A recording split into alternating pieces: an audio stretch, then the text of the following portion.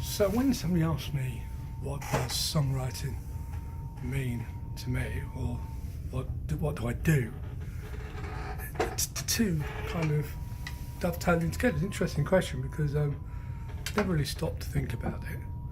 And then when you are posed the question, you think, well, it's something I've always done from a very early age. And I had a conversation with my cousin who's about 5 years older than me, and he's a seasoned musician himself.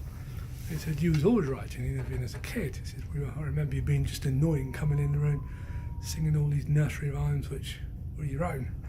So I suppose it's the storyteller, I guess. It's the one that's passing stories. I'm often referred to as old souls, who knows? It's observational stuff.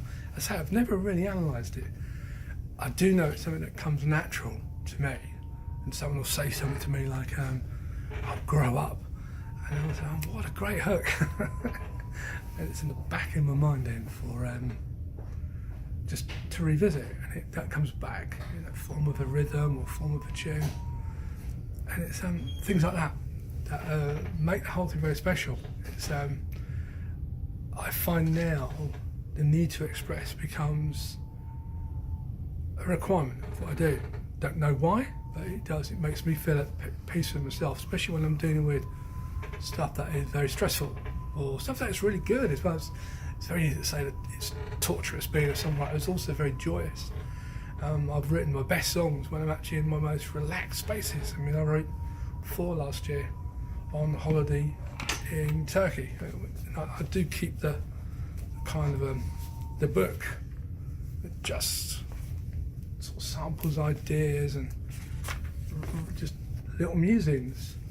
And some of these I had one running from 2003 up to about 2010, but this one's running from probably about 2 years ago. This was a new chapter, this one. And I do remember the very first song I wrote was it's called A Song for You. I mean, me and my brother wrote that, I think.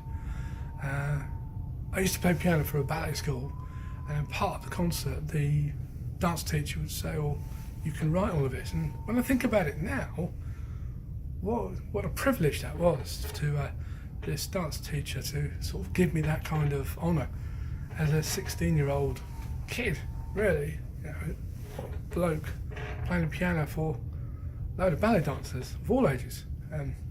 Where I met my wife eventually, so happy days. But it's Intimate Strangers was I even remember that. Was the line? Am I just wasting my time? It's sort of even that now. And I remember the chorus was tonight we're crying in each other's arms when we really know inside we're dying. So hold me close one more time tonight. 16-year-old kid writing about that. And maybe there's something in the old soul thing. Park it up, I'm not going to get philosophical. It makes me happy. I think it's very good to indulge in stuff. If you've got an obsessive behavioural pattern, which I have, ask me about Liverpool, could be here forever. But it's kind of a healthy place to take things. Writing a song at the moment, which is about my mum's dementia. Sort of Lost Inside is the title.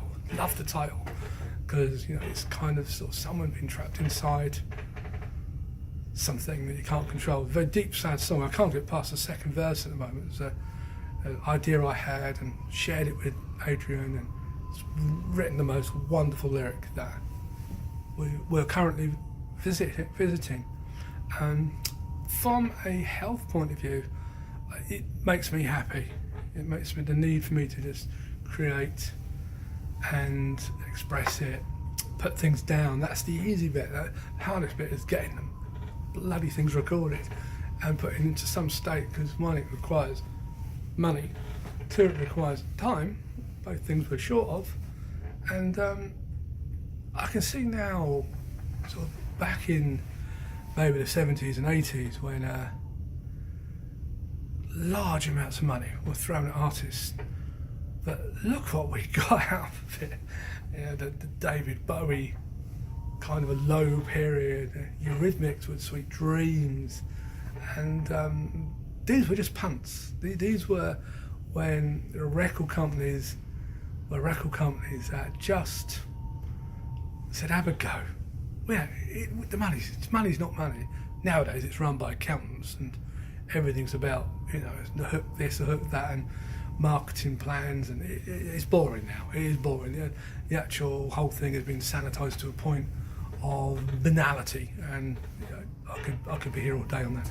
But I'm really just getting into the heart of what songwriters do. I think what songwriters do is they capture an emotion, happy, sad, joyous, that become a memory. And when you get them to, that's a smile or a crying sensation. It's the fact that two lovers can think of the first time they met at that song. And whenever they hear that song, it takes them back to that place. Whenever I hear You Raise Me Up Now, it reminds me of my father's funeral. It's sad, but there's something very, something to it. Something about that soul, which I think is what music and songwriting does for me. I think in days of old, you know, I'm picturing myself in like a medieval Game of Thrones kind of place, that the actual scenes that are created, how would they remember them if they're not put into song? So all the folk songs of She Walks Through the Fair, Caledonia, they're actually ancient scribes, and we should honour them. We really should. I've become more impassioned about that as I've got on. Certainly as I've hit 50, that's become like, you know, why do we do this? All those why, what, where, all those questions come into your head. And yeah, even now, I mean, can do things in the moment which are just, as I've done this week, you just get in a place and it's sort of,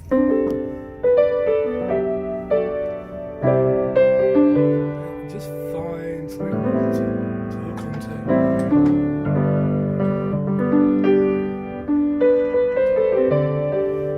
It really is just, I think, the whole motoring of the soul, where it's coming from, where it's going to, I don't know. But I was asked to kind of explain what the songwriting thing is, and this is about as ambiguous as I can be. I can't really think of anything more to add to it for now. But thanks for the question.